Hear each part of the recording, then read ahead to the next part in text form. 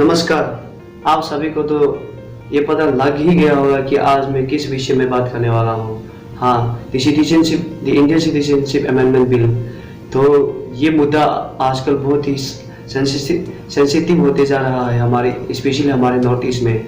हर जगह इसके against protest चल रहा है। तो मुझे इसके अगेंस्ट ये सही है ना गलत है, मैं इसके बारे में तो बात करने वाला तो नहीं हूँ।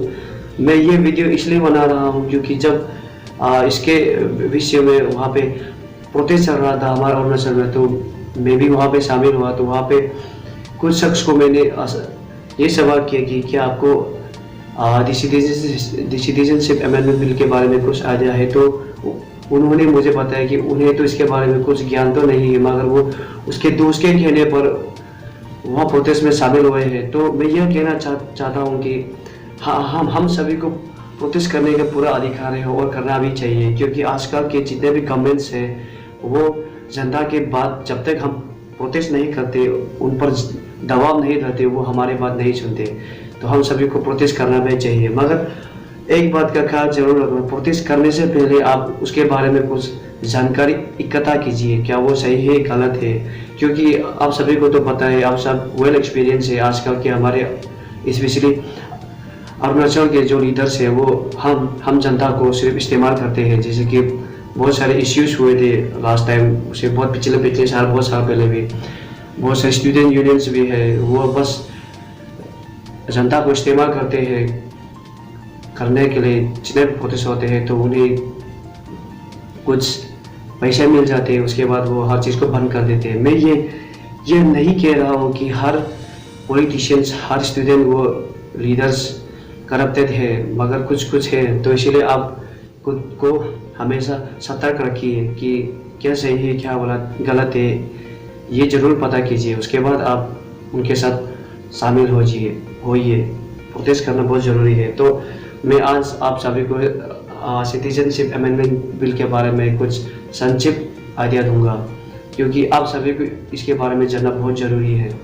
तो the Indian citizenship amendment bill पहली बार इसे प्रस्तुत किया गया था लोकसभा में जुलाई 19, 2016 को। उसके बाद और ये सिटीजनशिप एक्ट 1955 के तहत इसे बदलाव किया जा रहा है। उसके बाद इसे अगर तो क्या होगा अगर यह पार्लियामेंट में अगर पास हो गया, तो अगर ये पार्लियामेंट में पास हो गया तो इलीगल माइग्रेंट्स जो कि माइनॉरिटी कम्युनिटीज़ के हैं, जैसे कि हिंदू, सिख, बुद्धिस्ट, जैन, पारसी, उसके बाद क्रिश्चियन, जो लोग अभी अफगानिस्तान, बांग्लादेश और पाकिस्तान में रह रहे हैं, उन सबको इंडियन सिटीजनशिप के लिए एलिजिबल किया जाएगा।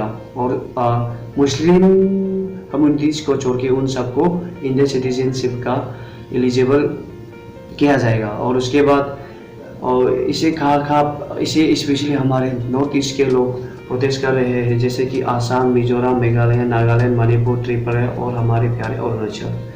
तो इसी विषय में आप जब union home minister Amit Shah हमारे नॉर्थ ईस्ट के एक राज्य में पधारे थे, आसाम में, तो उन्होंने साफ कहा था कि यह बिल हमारे नॉर्थ ईस्ट के लोगों को बिल्कुल भी इफेक्ट नहीं करेगा और आर्टिकल 371 को बिल्कुल भी डिस्टर्ब और इफेक्ट नहीं करेगा। तो मैं अमित शाह के कुछ शब्द आप सबको एक वीडियो क्लिप के जरिए सुनाना चाहूँगा। प्रचार चल रहा है मित्रों सिटीजनशिप अमेंडमेंट बिल के लिए। सिटीजनशिप अमेंडमेंट बिल जैसे सिर्फ नॉर्थ ईस्ट के लिए आ रहा है, सिर्फ नॉर्थ ईस्ट के लिए नहीं आ रहा है। देश भर में जितने भी शरणार्थी है, चाहे वो महाराष्ट्र में हो, गुजरात में हो, राजस्थान में हो, बिहार में हो, वो सब के लिए इस सिटीजनशिप अमेंडमेंट बिल लाने का काम ये भारतीय जनता पार्टी की सरकार ने कहा।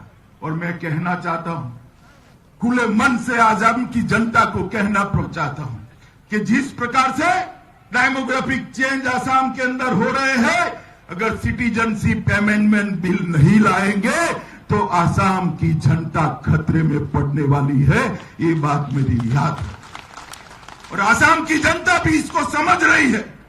मगर कुछ लोग इस सिटीजनशिप अमेंडमेंट बिल की सगड़ी पर अपनी रोटियां सेकना चाहते हैं।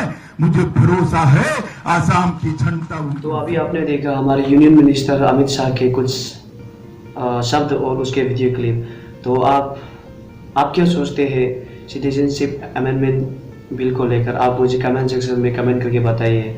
और अगर हो सके तो आप ये वीडियो को ज़्यादा से ज़्यादा शेयर कीजिए, क्योंकि हमारे अरुणाचल के वासियों को सिटीजनशिप अमेंडमेंट बिल के बारे में बहुत ही कम नॉलेज है, क्योंकि आप सभी को पता है a little knowledge is very dangerous. तो आप शेयर कीजिए, सबको जागृत होने दीजिए, आप भी जागृत रहिए। और हो सके तो आप, और अगर आपको सिटीजनशिप अमेंडमेंट बिल के बारे में डिटेल इन्फॉर्मेशन जानकारी चाहिए तो मैं आप सभी को लिंक डिस्क्रिप्शन में दे दूंगा। आप उस लिंक पे जाइए और उसके बाद सिटीजनशिप अमेंडमेंट बिल के बारे में पूरी जानकारी रखिए अपने साथ, और हो सके तो अपने दोस्तों के साथ भी शेयर कीजिए।